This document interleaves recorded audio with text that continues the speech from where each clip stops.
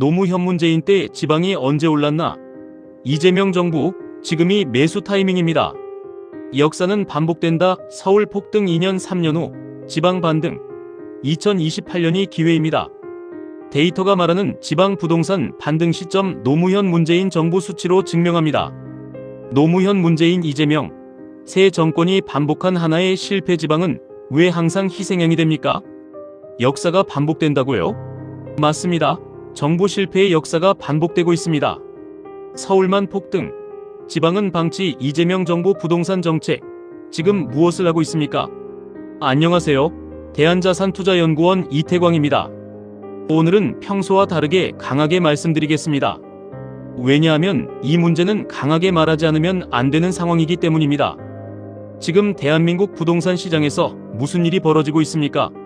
서울 아파트는 이재명 정부 출범 첫 해인 2025년 한 해에만 14.74% 올랐습니다. KB부동산 기준으로 역대 민주당 정권 가운데 집권 첫 해 서울 아파트 상승률이 가장 높은 기록입니다. 그러면 지방은 어떻습니까? 지방 아파트 매매 가격 지수는 이재명 정부 출범 직후인 2025년 6월부터 99.5로 내려앉은 뒤 2026년 1월까지 그 자리에 그대로 멈춰 있습니다. 서울은 폭등, 지방은 방치. 이것이 지금 대한민국 부동산의 민낯입니다. 저는 오늘 이 현실을 역사적 맥락에서 정확하게 짚어드리겠습니다. 그리고 이 나라 부동산 정책이 왜 반복적으로 같은 실패를 저지르는지 그 구조적 본질을 말씀드리겠습니다. 먼저 숫자부터 보겠습니다. 냉정하게 팩트만 보겠습니다. 전국 아파트 5분위 배율, 즉 상위 20% 집값을 하위 20% 집값으로 나눈 자산. 불평등 지표가 이재명 정부 출범 달인 2025년 6월 13.4를 기록한 후 매달 꾸준히 상승해 2026년 6월 현재 14.6까지 치솟았습니다. 한국부동산원 자료를 국회에서 직접 분석한 결과입니다. 대한민국 부동산 양극화가 이 정부 들어 역대 최악 수준으로 벌어지고 있다는 뜻입니다. 수도권 집중 현상은 어떻습니까? 2026년 서울 아파트 매매가 상승률 14.74%, 전국 평균 상승률 1.2%입니다. 서울과 지방의 격차가 12배 이상 벌어졌다는 이야기입니다. 이것은 시장이 혼자 만들어낸 결과가 아닙니다. 정부 정책이 방향을 결정한 결과입니다. 구친 공급 대책을 보십시오. 2035년까지 수도권에 135만 호를 착공하겠다는 것이 현 정부의 핵심 공급 대책입니다. 그런데 전문가들은 무엇이라 말합니까?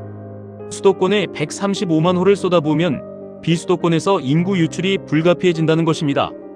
지방을 살리겠다는 정책이 오히려 지방에서 사람을 빼는 구조를 만들고 있다는 경고입니다. 지방 미분양은 어떻습니까? 2026년 지방 아파트 입주 물량은 9만 736가구로 전년 대비 28% 이상 급감했습니다. 공급이 줄면 미분양이 해소될 것이라 기대하지만 대한건설정책연구원은 올해 지방 부동산이 인구 감소와 수요 기반 약화로 1% 내외 하락 또는 보합에 그칠 것이라 전망하고 있습니다. 공급이 줄어도 수요 자체가 없으면 가격은 오르지 않습니다. 인구가 빠져나가는 지역의 공급 감소는 반등 신호가 아닙니다. 소멸의 신호입니다. 이 문제의 본질은 무엇입니까? 이 정부는 출범 전부터 공약했습니다. 노무현 정부, 문재인 정부와는 다를 것이다. 수요 억제와 징벌적 과세 대신 공급 확대로 시장을 안정시키겠다고 했습니다. 그런데 1년이 지난 지금 무엇이 나왔습니까? 토지거래 허가구역 확대, 대출 규제 강화, 다주택자 양도소득세 중과 유예 종료입니다. 공급 공약은 뒤로 밀리고 규제가 앞서 나왔습니다. 양도소득세 중과 문제를 짚겠습니다. 다주택자 양도세 중과가 2026년 5월 9일부로 재시행되면서 4월 들어 다주택자들이 급매물을 쏟아냈고 서울 아파트 매매 가격이 전주 대비 0.03% 하락 전환했습니다. 정부는 이것을 성과로 말할지 모르지만 전문가들은 다르게 봅니다. 양도세 중과는 매물 잠금 현상을 만들어냅니다. 다주택자들이 세금이 무서워 팔지 않으면 시장의 공급이 줄고 가격은 오히려 더 오릅니다. OECD도 2025년 발간한 보고서에서 매물 잠금 현상을 완화하기 위해 장기 보유에 대한 세제 혜택이 필요하다고 명시했습니다. 가장 심각한 것은 무주택 서민과 청년들이 겪는 현실입니다. 대출 규제를 강화하면 수십억 현금을 가진 자산가에게는 아무 영향이 없습니다. 현금이 있으면 대출 없이도 삽니다. 그러나 대출에 의존해야 하는 청년, 신혼부부, 중산층은 시장 진입 자체가 막힙니다. 이것은 집값을 잡는 정책이 아닙니다. 서민들이 집 살 기회를 원천 차단하는 정책입니다. 저는 27년간 부동산 현장에서 이런 패턴을 반복적으로 목격했습니다. 규제로 매매를 막으면 전세가 폭등하고 전세를 억누르면 월세가 급등합니다. 끝내 피해를 보는 것은 항상 가진 것 없는 사람들입니다. 그래도 서울 강남 집값이 내려가고 있지 않습니까?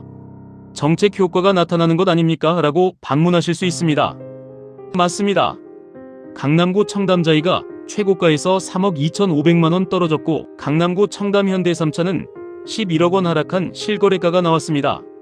서초구 레미안원 베일리도 6억 3천만 원이 빠졌습니다. 그런데 여기서 냉정하게 생각해 보십시오. 48억 원짜리 아파트가 44억 7,500만 원이 됐습니다. 아직도 44억 원입니다. 이것이 내 집 마련을 꿈꾸는 평범한 시민의 문제를 해결합니까? 강남 집값 조정이 지방 소멸을 막아줍니까? 강릉, 원주, 포항에서 집값이 떨어지고 인구가 빠져나가는 현실을 강남고가 아파트 소폭 조정이 해결해줍니까? 오히려 더 심각한 역설이 있습니다. 강남 집값이 잠시 내려오면 그 수요가 어디로 갑니까? 마포, 성동, 용산으로 풍선처럼 이동합니다. 한 곳을 누르면 다른 곳이 올라오는 풍선 효과. 이것은 이미 노무현 정부 때 입증된 패턴입니다. 우리는 이 실패를 역사로 이미 배웠습니다. 또한 강조드립니다. 보유세 인상도 언급됩니다. 2026년 공동주택 공시가격이 전국 평균 9.26%, 서울 평균 18.67% 상승했습니다. 강남 3구는 평균 24.7%가 올랐습니다. 레미안원 베일리의 예상 보유세가 2025년 1,829만원에서 2026년 2,855만원으로 56% 급증한다는 추산이 나옵니다. 그런데 이 세 부담이 집값을 잡습니까? 역사적으로 보유세 부담은 임대료 상승으로 세입자에게 전가됩니다. 집 없는 서민들의 월세 부담이 더 늘어나는 것입니다. 투자자 관점 지방 실수요자에게 드리는 경고. 지방에 사시는 분들, 지방 부동산을 가지고 계신 분들께 직접 말씀드리겠습니다. 지금 일부에서 2028년이 지방 반등 타이밍이라는 이야기가 나옵니다. 노무현과 문재인 정부 때 서울 폭등 후 2년 3년 지나서 지방이 올랐으니 이번에도 그럴 것이라는 논리입니다. 저는 이 분석의 역사적 패턴 자체는 의미 있다고 봅니다. 그러나 지금은 결정적으로 다른 변수가 하나 있습니다. 인구입니다. 노무현 정부 시절, 문재인 정부 시절에는 지방에 그래도 사람이 있었습니다. 그런데 지금은 어떻습니까? 대한민국은 사망자가 출생자보다 많은 인구절벽 국가가 됐습니다. 지방 소도시들은 소멸 위험 지역으로 분류되고 있습니다. 수도권에 135만 호 공급이 현실화되면 지방에서 사람이 더 빠져나갑니다. 수요가 없는 곳에서 집값은 오르지 않습니다. 패턴이 반복될 것이라는 기대 이전에 그 패턴이 작동할 수 있는 조건이 지금도 성립하는지를 먼저 검증하셔야 합니다. 저는 지방 부동산에 대해 비관론자가 아닙니다.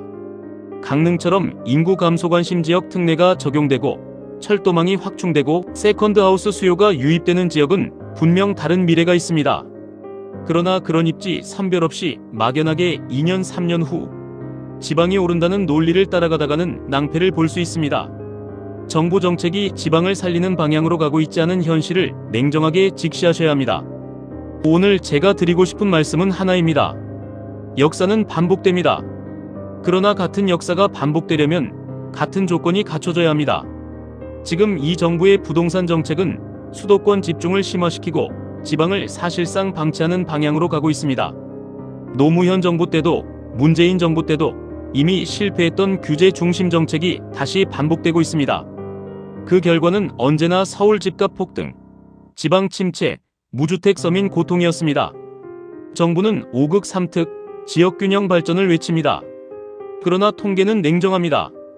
이재명 정부 출범 이후 지방 아파트 매매 가격 지수는 6개월째 99.5에 멈춰 있습니다.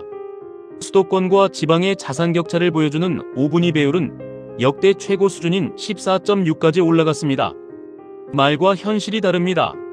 저는 특정 정치 편을 드는 것이 아닙니다.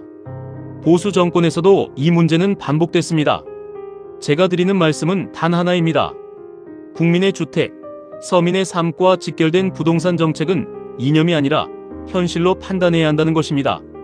시장을 억누르는 것이 답이 아니라 지방의 실질적인 수요 기반을 만드는 것이 답입니다. 사람이 가고 싶은 지방을 만드는 것, 그것이 지방 부동산을 살리는 유일한 길입니다. 지방에서 버티고 계신 분들, 지방에 내 집 마련을 꿈꾸시는 분들, 정부가 말하는 희망보다 데이터가 말하는 현실을 먼저 보십시오. 그 위에서 여러분의 자산 전략을 세우시기 바랍니다. 저 이태광은 앞으로도 현장에서, 데이터에서, 역사에서 그 길을 함께 찾아드리겠습니다. 감사합니다.